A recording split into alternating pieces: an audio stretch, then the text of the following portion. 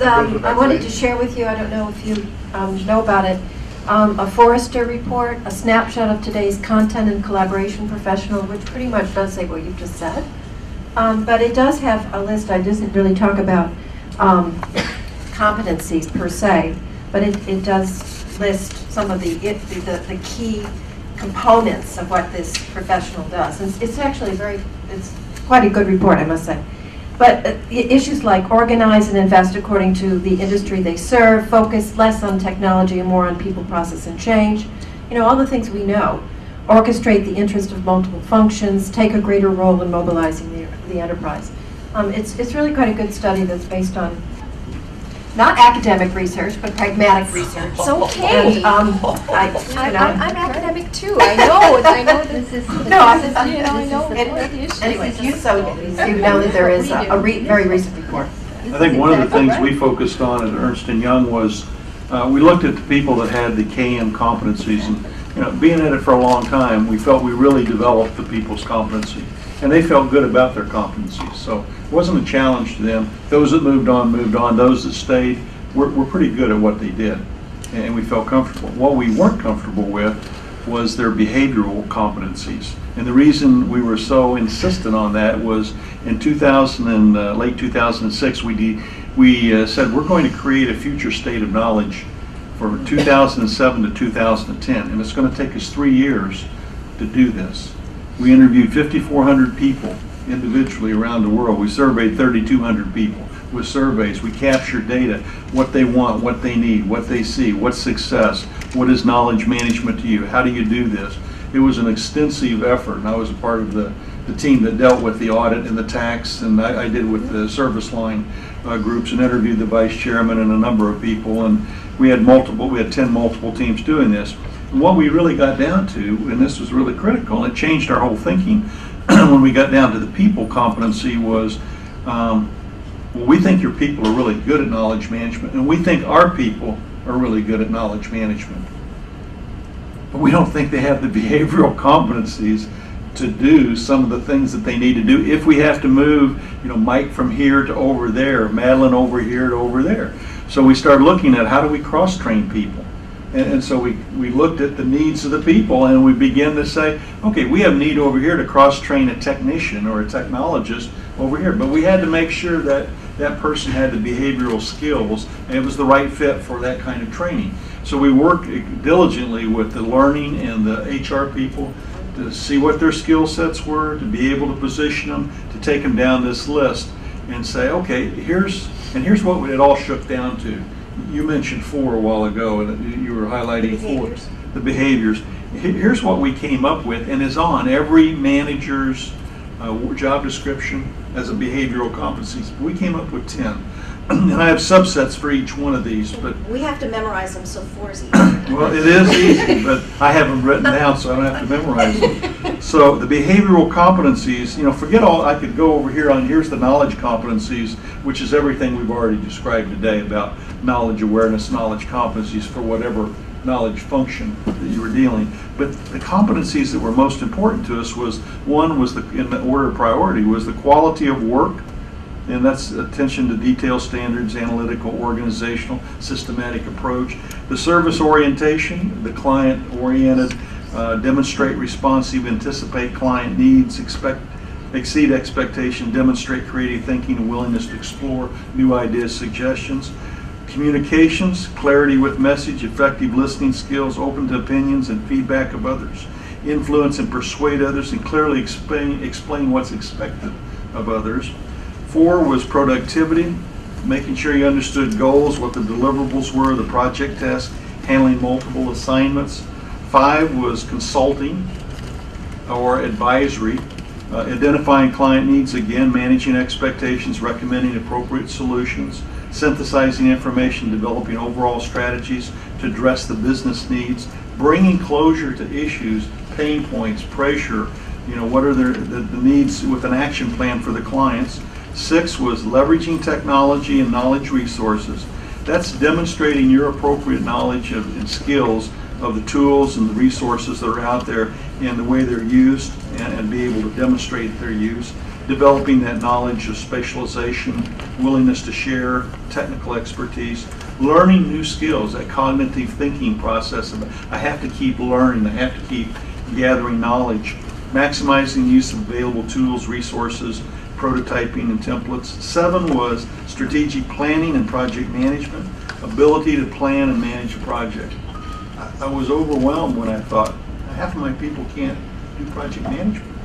Oh my gosh, that's just second nature to senior people, but to some of the junior people that didn't grow up like that and didn't ever have that experience, that was a problem. So ability to plan and manage, handle unexpected problems and issues, adapt to changing client needs and business trends, we mentioned that. 8 was leadership, be able to articulate the practices of knowledge management in your organization.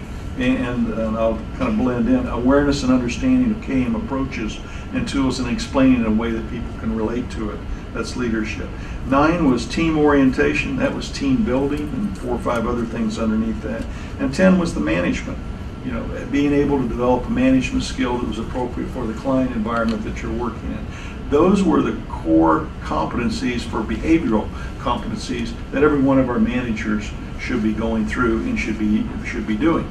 Now, if they can't do that, then we created career paths for them. We created with HR and the learning development career training programs with them that said, boy, I'm weak in leveraging technology.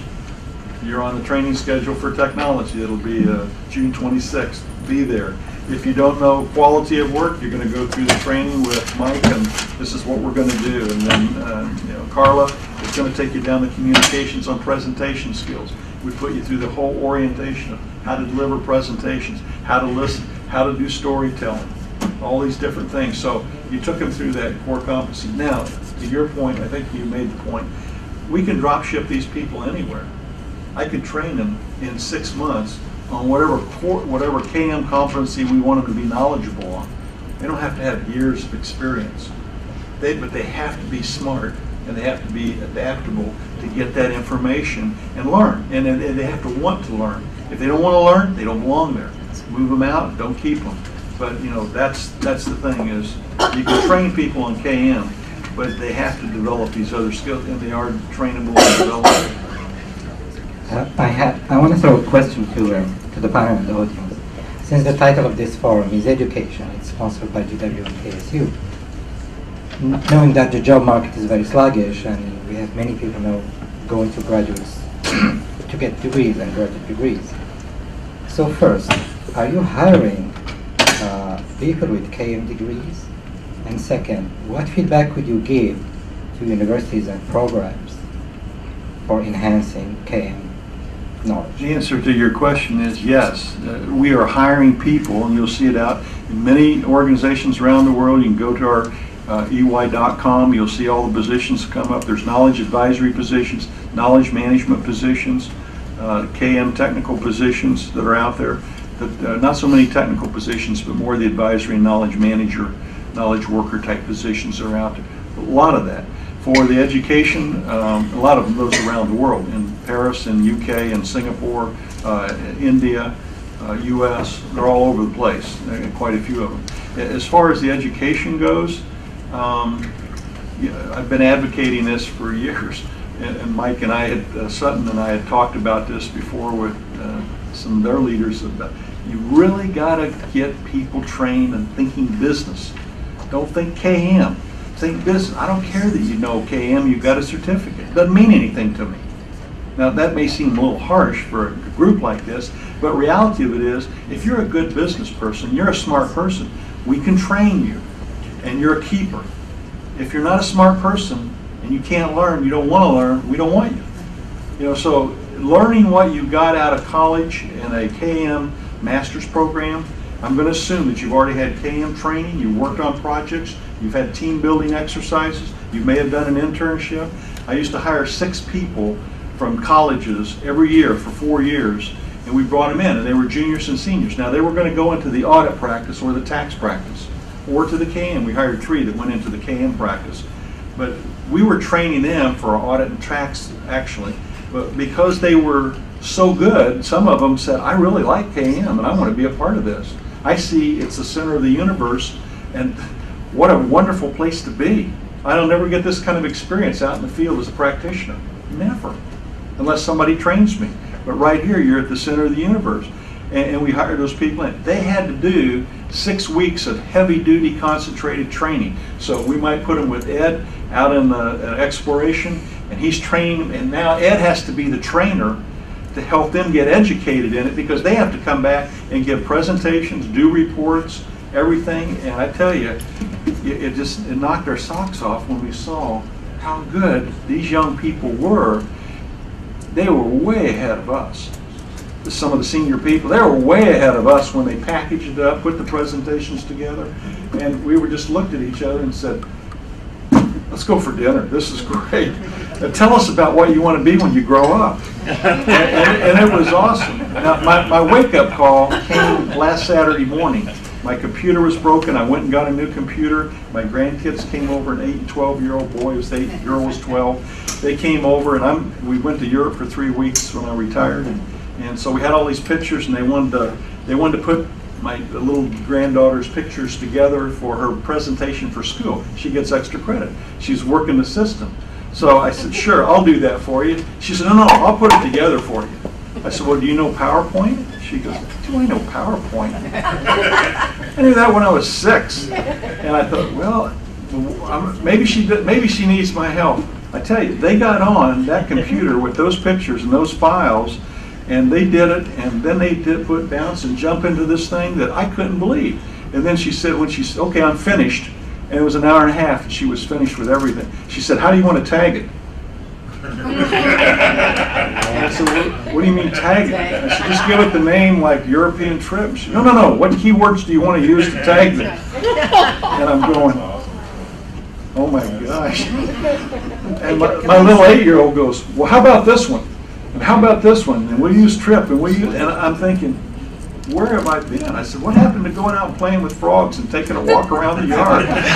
Now it's like they bring their computers when they come to visit, and they all set up on the dining room table, 4 computers, and we play, and we research, and we go out to the internet, and we look at things. It's so phenomenal. So your point, Linda, is Linda, right? Yeah. About, we really got to look at the youth, not the college kids. They've already started this. They're way ahead of you and anything you're going to bring to them. They're already past this point. If you get to the elementary schools and start to work with them and make a link and a bridge to college to get them there, they're going to come to your college.